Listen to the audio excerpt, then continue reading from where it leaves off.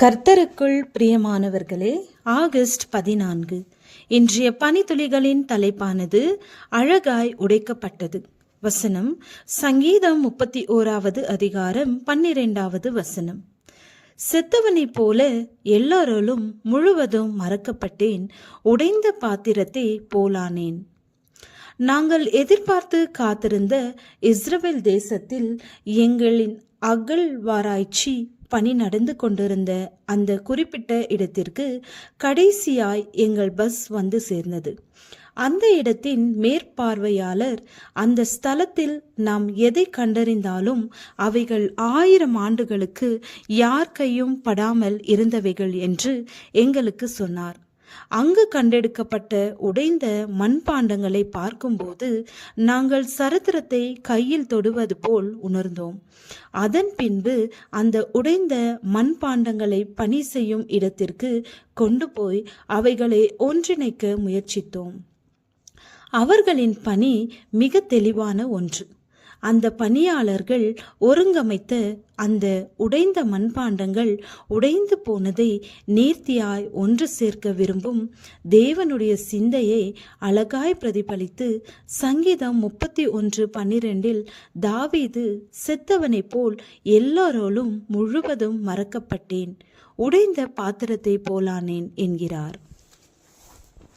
இந்த சங்கீதத்தை அவர் எந்த சூழ்நிலையில் எழுதினார் என்னும் தகவல் இல்லை என்றாலும் அவர் புலம்புவதை வைத்து அவருடைய வாழ்க்கையின் இக்கட்டான சூழ்நிலையை அறிய முடிகிறது.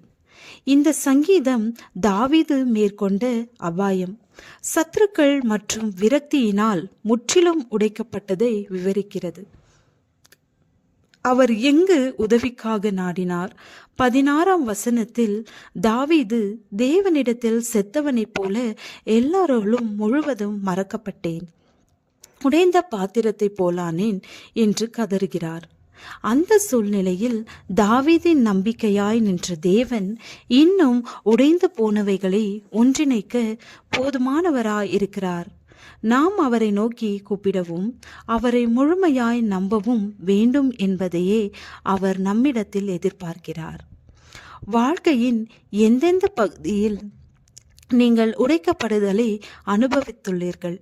அந்த கடினமான நேரங்களில் தேவன் உங்களுக்கு எப்படி உறுதுணையாயிருந்தார்?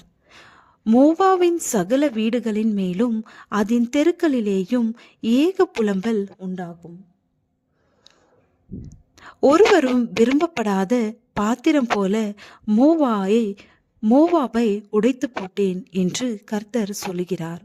மோவாப் எவ்வளவாய் முறிந்து போயிற்றென்று அலறுகிறார்கள். அது முதுகை காட்டி எவ்வளவாய் வெட்கப்படும்.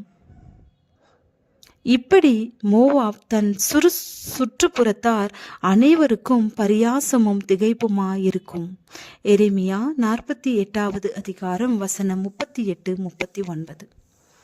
ஜெபம்.